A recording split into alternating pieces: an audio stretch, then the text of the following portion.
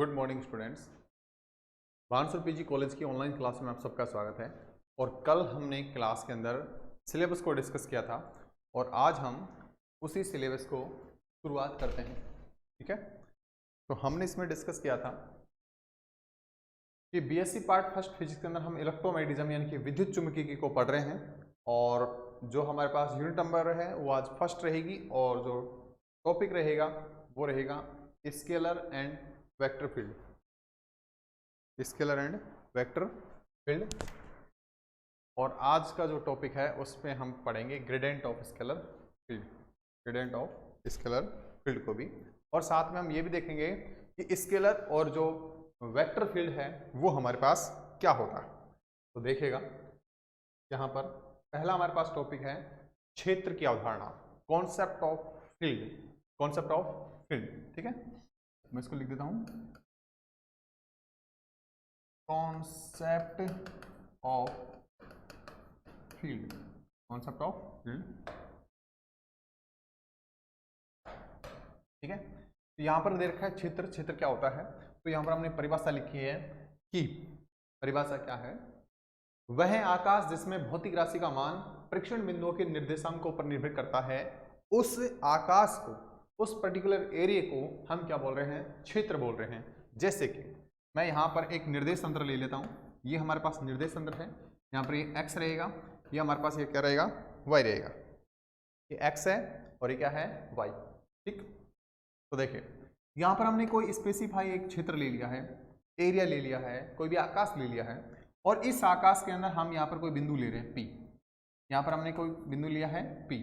यदि हम बिंदु P को बदल रहे हैं या P1 से बिंदु P2 पर जा रहे हैं इसी आकाश के अंदर, तो यहाँ पर हमारे पास कोई भी भौतिक राशि हो, चाहे वो सदिश हो चाहे वो अदिश हो, यदि वो बदल रही है, यदि वो बदल रही है, फॉर एग्जाम्पल जैसे कि मैंने मान लिया एक बड़ा क्षेत्र लिया इस तरह से और यहाँ पर किसी बिंदु पर हमने चार्ज लिया Q और इस चार्ज Q के कारण इलेक्ट्रिक पोटेंशियल जनरेट हुआ। ठीक है ना, या इलेक्ट्रिक फील्ड जनरेट हुआ। हमने इलेक्ट्रिक पोटेंशियल लिया यानी कि विद्युत विभव लिया है, तो यहाँ पर आपको पता है कि विद्युत विभव P1 पर कुछ होगा, उसकी वैल्यू मैं आपको लिखूँ तो 5 से यदि मैं इसको रिप्रेजेंट करूँ तो रहेगा KQ अपॉन में R।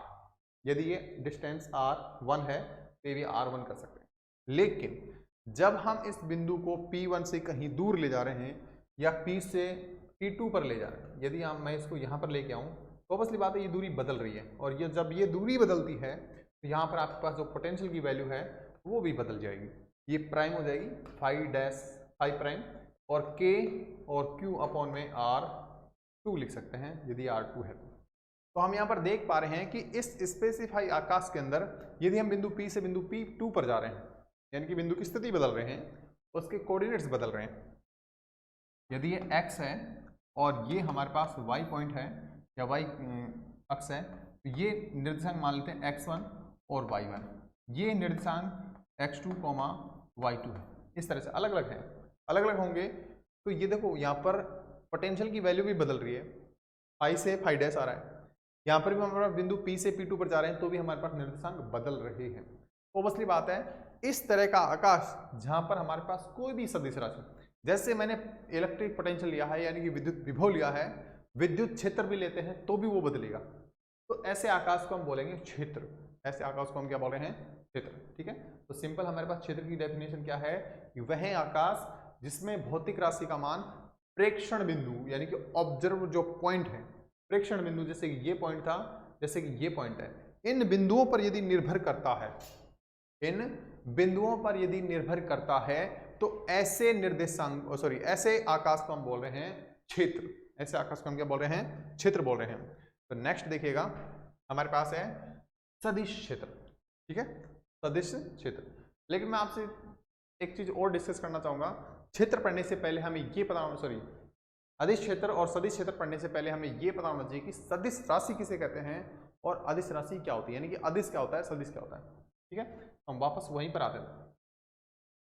देखें तो यहां पर हमने पढ़ा है कि क्षेत्र क्या है या क्षेत्र की अवधारणा क्या है, और उसके बाद हम पढ़ेंगे यहाँ पर कि अदिश क्षेत्र क्या है।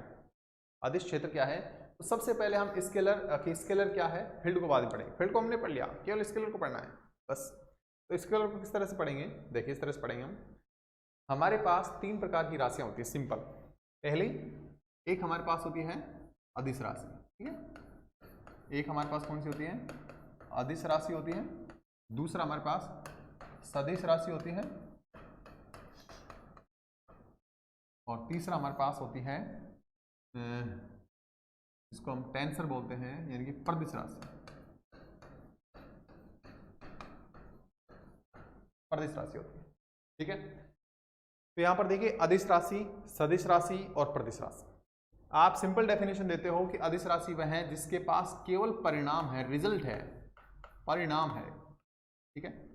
लेकिन आपको पता होना चाहिए कि सदिश राशि में परिणाम होता है और टेंसर राशि में क्या होता है, परिमाण होता है, ठीक। यहां पर भी परिमाण है, वहां पर भी है, वहां पर भी है, रिजल्ट यहां पर भी है, यहां पर भी है। अदिश राशि में हमारे पास क्या नहीं होता, यहां पर हमारे पास दिशा नहीं होती, लेकिन यहां पर हमारे पास क्या होती है, दिशा होती है, और यहां पर भी हमारे पास क्या होती है, दिशा होती है। यहां पर भी दिशा है, यहां पर भी दिशा है, यहां पर दिशा नहीं है, यहां पर दिशा नहीं है। तो इन तीनों राशि में से जो अदिश राशि थी वो अलग हो गई है, जो अदिश राशि थी वो क्या हो गई है, बिल्कुल अलग हो गई है। और यहां पर आप देख पाओगे कि अदिश राशि वह राशि है जिसके अंदर परिणाम है, दिशा नहीं। लेकिन सदिश राशि के अंदर देखोगे परिणाम भी है, दिशा भी है, प्रदिश में देखोगे परिणाम भी है और दिशा भी है। तो अब आप इसमें अलग अलग कैसे कर पाओगे, डिस्टिंग कैसे कर पाओगे, तो यहां पर इसकी जो डेफिनेशन है उसको आप सुधारो। डेफिनेशन क्या होगी, आप ऐसे बोलते हो कि वह राशि जिसका परिणाम और दिशा होती है उसको सदिश राशि बोलते हैं, नहीं, जिसका परिणाम दिशा है उसको हम प्रदिश राशि भी बोल सकते हैं। लेकिन यहां पर जो दिशा की कंडीशन है, बाउंडेशन है, वो है ओनली वन, यानी कि वह राशि जिसकी केवल एक दिशा हो, वह राशि जिसकी केवल एक दिशा है उसको हम क्या बोलेंगे, उसको हम बोलेंगे सदिश राशि, उसको हम क्या बोलेंगे, सदिश राशि। और यदि हम प्रदिश राशि की बात करें तो प्रदिश राशि के अंदर परिणाम तो होता ही है, लेकिन दिशा जो है वो 2 एंड मोर देन होगी, यानी कि 2 और 2 से अधिक दिशा जो रहती है उसको हम प्रदिश राशि बोलते हैं। अब फॉर एग्जांपल मेरा जो वेट है वो 52 kg है, इसके अंदर कोई डायरेक्शन नहीं, मेरा वेट है, इसकी कोई दिशा नहीं है, केवल किलोग्राम है ये, तो ये एक हमारे पास क्या रहेगी, अदिश राशि रहेगी। नेक्स्ट सदिश की बात करें, ठीक है ना, सदिश की बात करें, जैसे कि मैंने कहा कि 5 आई कैप मीटर पर सेकंड है, ये कोई वेलोसिटी की वैल्यू दे रखी है, वेलोसिटी है ये, तो ये जो वैल्यू होगी यहाँ पर 5 तो क्या रहेगा, परिणाम रहेगा, और आई क्या रहेगी, दिशा। ये कहना चाहता है कि कोई भी गाड़ी है जिसकी वेलोसिटी आपने लिखी है वो x दिशा में जा रही है, उसकी स्पीड 5 मीटर पर सेकंड है, 5 मीटर पर सेकंड है और वो x दिशा में जा रही है। तो यहाँ पर हमारे पास परिणाम भी है, साथ में डायरेक्शन भी है, ठीक। यहाँ पर हमारे पास देखो परिणाम तो होना ही चाहिए, लेकिन डायरेक्शन क्या होनी चाहिए, 2 and more than, 2 and more than. यहाँ पर हमारे पास देख, जैसे कि जड़ तो आघूर्ण होता है, जड़ तो आघूर्ण है, ठीक है। एक हमारे पास दाब जो होता है, देखो दाब के बारे में आपको और भी डिस्कस कराऊंगा, काफी लोग इसको अलग वे में लेके जाते हैं, कंपटीशन एग्जाम में पढ़ते हैं कि ये क्या है, दाब क्या है, तो लोग इसमें सीधा टिक मारते हैं अदिश राशि। हालांकि मानते हैं कि जो दाब है अदिश राशि है, ठीक है ना, लेकिन इसको जब बारीकी से देखा जाता है, रिलेटिस्टिक फॉर्म में देखा जाता है, तो वास्तव में जो दाब है वो अदिश राशि ना होकर के वो एक प्रदिश राशि के अंदर आता है, ठीक है। प्रदिश राशि के अंदर क्या किया जाता है, काउंट किया जाता है। इसके रीजन है मेरे पास, इसका रीजन है मेरे पास कि दाब जो है वो अदिश राशि क्यों नहीं है, प्रदिश राशि क्यों है, वो भी मैं आपको बताऊंगा। तो जड़ तो आघूर्ण है, दाब है, इसके अंदर आप देखो वेलोसिटी ले सकते हो, फोर्स ले सकते हो, इलेक्ट्रिक फील्ड ले सकते हो, मैग्नेटिक फील्ड ले सकते हो, ये सारे किस में आएंगे, सदिश राशि के अंदर आते हैं। अदिश राशि के अंदर आप देखो किलोग्राम ले सकते हो, यानी कि द्रव्यमान ले सकते हो, लंबाई ले सकते हो, ठीक है, और समय ले सकते हो, ये सब के सब किस में आएंगे, अदिश राशि के अंदर काम करते हैं। दाब के लिए देखो हम थोड़ा सा डिस्कस करना चाहेंगे, हम दाब के बारे में देखो, सिंपल जो दाब है यानी कि जो प्रेशर है वो हमारे पास, उसकी डेफिनेशन देखेंगे पहले। डेफिनेशन तो नहीं, डेफिनेशन होती है कि P बराबर जो होता है F/में A होता है, ठीक है। एकांक क्षेत्रफल पर लगने वाला जो बल है वो हमारे पास दाब कहलाता है, ठीक है। ये डेफिनेशन मैं इधर भी लिख लेता हूं कि जो दाब है वो हमारे पास F/A रहेगा। सिंपल डेफिनेशन, किसी भी क्षेत्रफल पर या कोई भी क्षेत्रफल पर या एकांक क्षेत्रफल, जो नीचे राशि होती है उसको हम बोलते हैं एकांक क्षेत्रफल पर, एकांक क्षेत्रफल पर लगने वाला जो बल है वो क्या कहलाता है? दाब कहलाता है। जैसे कि अपन ऐसे पढ़ते हैं, देखो ऐसे पढ़ते हैं ना कि ये हमारे पास सिग्मा है, इसको अपन लिखते हैं Q/A, यानी कि एकांक क्षेत्रफल में उपस्थित आवेश को हम क्या बोल रहे हैं? सिग्मा। लैम्डा क्या होता है? Q/L। एकांक लंबाई में उपस्थित आवेश को क्या बोल रहे हैं? रेखिक आवेश घनत्व। डेंसिटी भी इस तरह से। तनाव क्या लेते हो? T। F/L। एकांक लंबाई पर लगने वाला बल क्या कहलाता है? तनाव। और एकांक क्षेत्रफल पर लगने वाला बल क्या कहलाता है? ठीक। अब देखो यहां पर समस्या क्या थी? दाब यदि एक अदिश राशि है, मान के चलते हैं अदिश राशि है, ठीक है, लेकिन यदि आप यहां पर देखोगे कि जो बल है वो सदिश राशि होती है, हम कन्फर्म है। यहां पर जो बल है वो भी क्या है? एक हमारे पास सदिश राशि है, ये भी कन्फर्म है। अब बात करते हैं क्षेत्रफल की, और यहां पर बात करते हैं क्षेत्रफल की। यहां पर क्षेत्रफल यदि हम इसको सदिश रूप में ले लें सदिश रूप में, तो ये बिल्कुल गलत होगा। क्यों? क्योंकि हम सदिशों का, जो सदिश हैं उनका हम क्रॉस प्रोडक्ट पढ़ते हैं, सदिश का हम डॉट प्रोडक्ट पढ़ते हैं, सदिश का हम योग पढ़ते हैं, और सदिश का हम घटा पढ़ते हैं। लेकिन हम सदिश का डिवाइडेशन नहीं पढ़ते, क्योंकि division rule not allowed in vector. ठीक है, तो ऑब्वियसली बात है इस तरह से ये नहीं हो सकता। तो दूसरी कंडीशन लेते हैं, दाब तो सदिश है लेकिन क्षेत्रफल अदिश मान लेते हैं। तो यहां पर जब मान लीजिए कि बल मैंने ले लिया 5I कैप, और इसको ले लिया मैंने 5 मीटर पर मीटर स्क्वायर, तो 5 से 5 कट जाएगा। तो यहाँ पर देख सकते हैं जो दाब है वो क्या आ रहा है? एक सदिश राशि। लेकिन हमें पता है कि जो दाब है जो सदिश राशि नहीं होती। तो यहाँ पर भी ये समस्या आ रही है कि दाब सदिश राशि नहीं है, और आपके अकॉर्डिंग दाब क्या है? अदिश राशि। तो ये भी गलत है और ये भी गलत है। अब कंडीशन कोई सी भी नहीं। अब समस्या और उत्पन्न हुई, कौन सी? कि जो हमारे पास क्षेत्रफल है वो सदिश भी हो रहा है और वो अदिश भी हो रहा है। ये एक समस्या और क्रिएट होती है। लेकिन मैं आपको बता दूं कि जो क्षेत्रफल है वो एक ऐसी राशि है जो हमारे पास सदिश भी है और अदिश भी है। सदिश कब है? जब उसको छोटे फॉर्म में लिया जाता है, छोटे रूप में लिया जाता है, छोटे रूप में लिया जाता है, तब वो सदिश है। ठीक है। और अदिश कब है? जब उसको बड़े मात्रा में लिया जाता है। बड़ी मात्रा में लिया जाता है तो वो हमारे पास क्या है? अदिश है। तो यहां पर यदि आप क्षेत्रफल को अदिश फॉर्म में लेते हैं तो भी गलत है, फिर सदिश फॉर्म में, और अदिश फॉर्म में लेते हैं तो भी दाब की जो डेफिनेशन है वो टूट रही। तो हम इसको किस फॉर्म में लें? इसलिए हम इसको इस फॉर्म में लेते हैं, ये वाली फॉर्म। और जब इस तरह की कंडीशन आती है कि वेक्टर अपॉन वेक्टर, तो उन चीजों को हम काउंट करते हैं टेंशन के अंदर।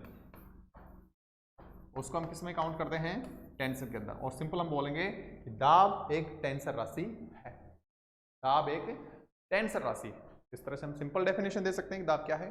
ठीक है, उसमें कोई लॉजिक लोचा नहीं है, सिंपल आपके सामने है, मैंने आपको पूरा क्लियर करके दिखाया है। अब अपनी डेफिनेशन पे आ जाते हैं। अदिश क्षेत्र किसे, अदिश क्षेत्र किसे कहते हैं?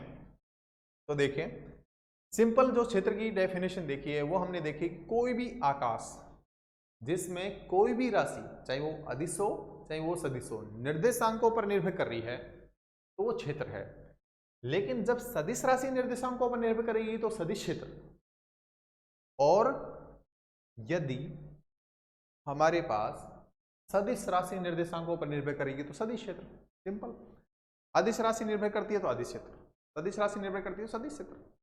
डेफिनेशन में हमने ये लिखा, वह क्षेत्रीय आकाश जिसमें भौतिक राशि का मान प्रेक्षण बिंदुओं के निर्देशांकों पर निर्भर करता है, प्रेक्षण बिंदुओं के निर्देशांकों पर निर्भर करता है, तो वह अदिश क्षेत्र कहलाता है।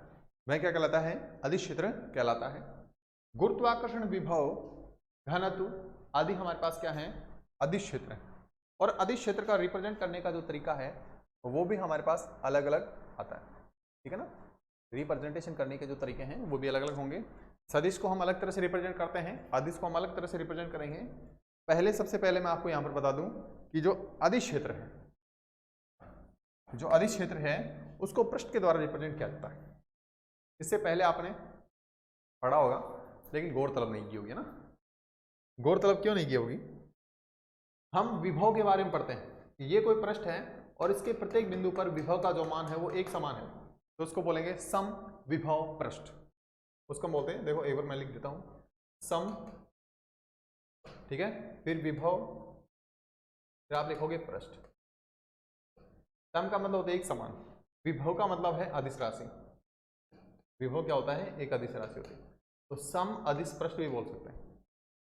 तो पृष्ठ का जो इस्तेमाल किया गया है वो पृष्ठ का इस्तेमाल किया गया है अदिश राशि को रिप्रेजेंट करने के लिए, यानी कि अदिश क्षेत्र को हम किससे रिप्रेजेंट करते हैं? पृष्ठ के द्वारा। यहां पर मैंने दो पृष्ठ लिखे हैं, S1 पृष्ठ और S2 पृष्ठ। पृष्ठ S1 जो है वो हमारे पास φ1 विभव को रिप्रेजेंट कर रहा है और पृष्ठ S2 जो है वो φ2 को क्या कर रहा है? रिप्रेजेंट कर रहा है। ठीक है, सिंपल डेफिनेशन दे दी। एग्जाम उदाहरण देखिए, उदाहरण इसमें एग्जांपल मैं इधर लिख देता हूं। और पहला है गुरुत्वीय विभव, ठीक है ना, गुरुत्वीय विभव हमारे पास क्या है? एक अदिश क्षेत्र को रिप्रेजेंट करेगा। फिर उसके बाद हमारे पास है विद्युत विभव, विद्युत विभव। कुछ लोगों का ये मानना है कि जो विभव होता है, केवल विभव जो होता है वो हमेशा अदिश होता है। ऐसा जरूरी नहीं है, वो उसकी कंडीशन पर डिपेंड करता है कि कंडीशन क्या है, ठीक है ना। जैसे कि आप बात करोगे कि हमारे पास गुरुत्वीय विभव भी अदिश है, विद्युत विभव भी अदिश है, लेकिन चुंबकीय विभव अदिश नहीं है, वो सदिश है। मैग्नेटिक वेक्टर पोटेंशियल होता है, ना कि मैग्नेटिक स्केलर पोटेंशियल होता है। उसका रीजन ये है कि हम पोटेंशियल की जो डेफिनेशन लेते हैं वो क्यों पढ़ते हैं पोटेंशियल को, या जो पोटेंशियल है वो ये बताता है कि जो आपके पास क्षेत्र क्रिएट हुआ है वो स्थिर आवेश के कारण है या स्थिर द्रव्यमान के कारण है या स्थिर चुंबक के कारण है, वो किसके कारण क्रिएट हुआ है उस चीज को भी बताएगा। यदि हमारे पास, मैं इसको मैं थोड़ा सा और बताता हूँ, देखो यहां पर हमारे पास तीन तरह के क्षेत्र होते हैं। एक जिसमें हमारे पास क्या होता है? द्रव्यमान, ठीक है, एक हमारे पास होता है आवेश, और एक हमारे पास होता है आवेश जो भी गतिशील होना चाहिए। यहां पर जो आवेश होगा वो गतिशील होना चाहिए, ठीक है। तो देखिए, जब द्रव्यमान होता है तो वहां पर गुरुत्वीय विभव प्रयोग में लिया जाता है। द्रव्यमान, स्थिर द्रव्यमान के कारण भी गुरुत्वीय क्षेत्र उत्पन्न हो जाता है और गतिशील द्रव्यमान के कारण भी हमारे पास गुरुत्वीय क्षेत्र उत्पन्न होता है। तो सिंपल, यदि स्थिर द्रव्यमान है, रुका हुआ द्रव्यमान है, तो वहां पर जो विभव काम में लिया जाएगा वो अदिश होगा। जब आवेश का जो मान है या आवेश जो है वो स्थिर अवस्था में है तो विद्युत क्षेत्र उत्पन्न करता है, लेकिन जब यही आवेश गतिशील अवस्था में होता है तो चुंबकीय क्षेत्र उत्पन्न करता है, ठीक है। जब आवेश स्थिर अवस्था में है तो विद्युत क्षेत्र उत्पन्न करेगा, इसलिए विद्युत विभव जो है वो एक अदिश राशि है। यहां पर यदि हम आवेश की बात करें लेकिन वो गतिशील अवस्था में है तो वो चुंबकीय क्षेत्र उत्पन्न करता है। क्या करता है? चुंबकीय क्षेत्र। इसलिए चुंबकीय विभव जो होगा वो एक सदिश राशि होगी, क्योंकि यहां पर जरूरी हो जाता है कि जो चार्ज है वो किस दिशा में गति कर रहा है, उसकी दिशा को रिप्रेजेंट करने के लिए विभव को क्या लिया जाता है?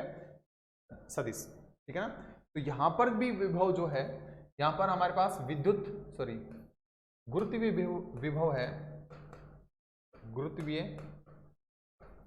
विभव है। यहां पर जो हमारे पास विभव है उसको हम बोलेंगे विद्युत विभव, विद्युत विभव। लेकिन यहां पर जो विभव होगा उसको बोलेंगे चुंबकीय सदिश विभव, चुंबकीय सदिश विभव हम इसको बोलेंगे, ये आप ध्यान रखेंगे, ठीक है।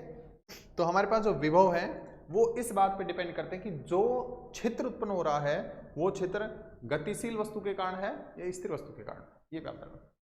नेक्स्ट जो हमारे पास है वो है सदिश क्षेत्र, यानी कि वेक्टर फील्ड।